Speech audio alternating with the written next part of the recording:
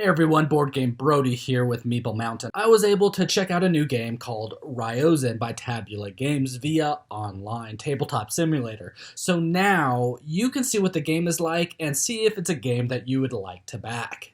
Ryozen is a worker placement game with a layered, rotating board. Players take control of a clan, proving they are the most capable of doing good for the kingdom. The game is played over 3 rounds with 3 phases in each round. The first round is the daytime phase, where players will alternate turns, placing their kin on available slots in one of the 6 sectors on the board, or on the palace, which is the center circle. When doing this, you will want to gather and manage resources, recruit more allies with asymmetrical abilities, influence the tiebreaker, and collect cards to improve your strategy. Anyways, each time you start the daytime phase, you will lower the round counter by 1, except when first starting the game. In the gate sectors, you will then reveal the number of event cards as players in the game plus 1. Except in a 4-player game, you will only reveal 4 cards max. The first player will then perform their turn. On a turn, you will be placing one of your kin from your hand into one of the available slots on the board. Each main sector has a limit on how many kin can go there, while the Phoenix Palace has no limit. If a spot shows a resource icon, then you will need to pay that indicated resource to place your kin there. When placing your kin, you can place them either unveiled or cloaked, one side or the other.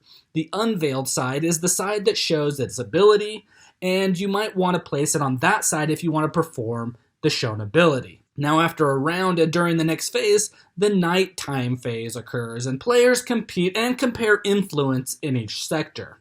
The player with the most influence gains a moon shard, and all players in that sector are able to take the nighttime ability of that sector. Now you might want to place your kin on the cloak side, as it will count as 2 influence during the nighttime phase, while the unveiled kin only counts as 1 influence. But the cloaked kin also doesn't take the kin's ability.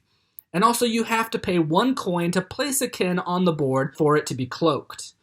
Both unveiled and cloaked kin will be able to take the daytime action of that section that they are placed in. Now you will be deciding which kin to place and which side to place them on and where on the board to place them. When placing kin in the Phoenix section, the kin always needs to be placed unveiled side up. But also know that they won't be able to use their kin ability in that location. Okay, now let's go over the areas on the board. Let's first start with the gates. Here there are event cards laid out at the beginning of each new round so players can see what might be coming. At the beginning of the nighttime phase, all these effects on cards still in play will be applied from left to right. When placing kin here in the daytime phase, you will gain 1 spark. It's one of the resources in the game, and then you can discard 1 face-up event card that you might not want to happen. This sector is the capital, and it will let you gain a scroll, another resource in the game, and then you can move your herald token to the top of the capital track and move all other tokens down. Now this track is the Tiebreaker Track, and there will be a lot of ties in this game, so your placement on here can be very important to other actions. So the further up on this track that you are, the more likely you will win those tiebreakers. The next sector is the Rim. Here you can either build a new village and then move 1 space onto it, or if you aren't next to a spot to build, you can move 2 spaces. You can never move onto an empty village site, and you cannot move more than 2 steps total on a turn. Again, you can only build a new village if your pawn is directly next to an empty village site. And if you build, you only move once, ideally moving 1 step onto the village that you just built. If you ever are next to an empty village site, you cannot move further. At the beginning of the games, players will be turning in resources to place new tiles, but a player who doesn't keep up will instead move twice to first catch up, and then they're able to take the action again to build a village to score points. When all villages are built, the shrine tile is then flipped over and treated like a village. You will not be performing this action listed on these tiles in this sector, but you will do those in the shrine sector. which I'm going to talk about now. The Shrine will let you, if possible, advance your pawn onto the next village, and then you can choose one of the already explored villages and activate the indicated effect. Remember, you can't ever move onto an empty village site, and you can choose an action on a tile from where your pawn is all the way backwards. The next sector is the Springs. This sector will let you take a revelation card, paying its cost shown on the top right corner, and then refilling the empty spot with a new card. Your newly acquired card is placed face up in front of you. These cards will give you new abilities. The next sector is the Clan House. You will reveal a can from your clan pile, and you will place it in the first available slot looking left to right. Now, in case there are none that are open, you will discard the first kin in the row, and you will slide them all to the left, and you will place your new kin in the last slot. Now, the new kin is considered ready and can be acquired. You can then purchase new kin, any of them on the board that are yours.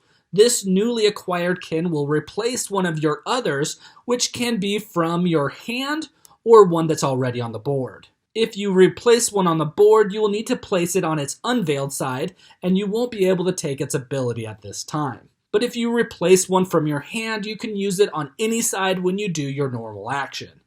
You will then gain favor points as the amount of coins that you spent to buy this new kin, meaning if you took your newest revealed kin in the most expensive slot, you will score the most points possible with this action as well.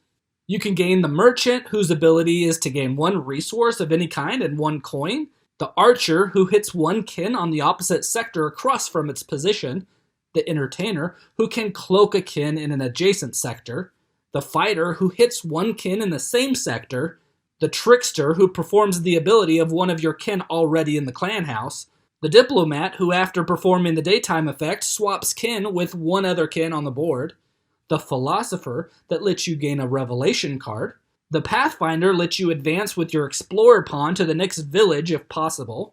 If not, then it will activate the tile where the pawn is currently located.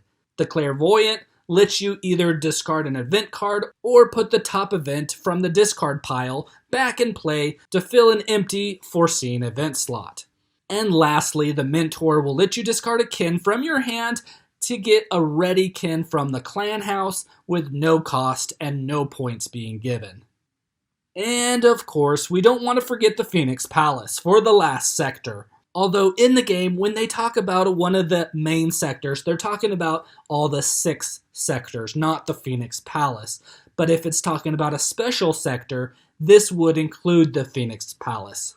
You can either gain one resource of any kind, or you can pay 1 spark to perform the daytime effect of one of the highlighted sectors, shown on this wheel. Then when done, you will rotate the palace 1 sector clockwise. After each player plays all of their kin, which will be 6 in a 2-player game and 5 in a 3 or 4-player game, the nighttime phase will begin. And again, the event cards will go into effect from left to right. Again, these are the cards in the gate sector.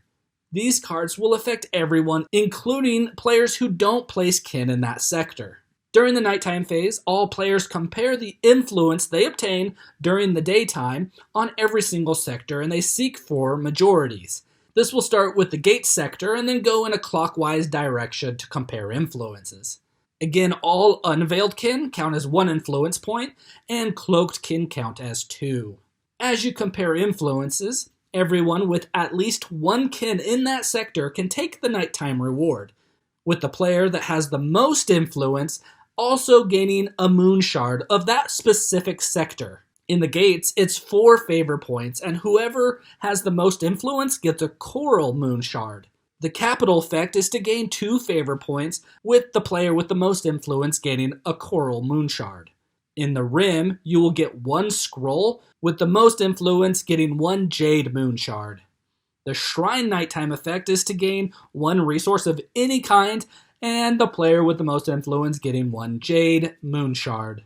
The springs nighttime effect is to gain 1 spark, and the player with the most influence gets 1 agate moon shard. The clan house nighttime effect is gaining 1 coin, and the player with the most influence gaining 1 agate moon shard. Lastly, the radiant phoenix of Ryozen claims attention and honor for her presence.